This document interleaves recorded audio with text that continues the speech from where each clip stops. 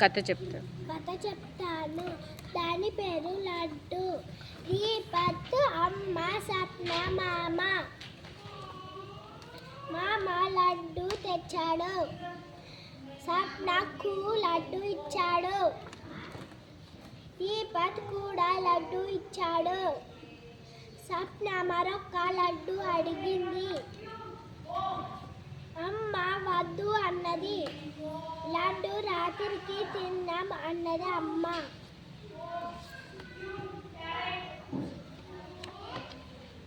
అమ్మ లడ్డూల డబ్బాను అమ్మ వంటింట్లో దాచింది. అమ్మ మామతో మాట్లాడుతున్నది.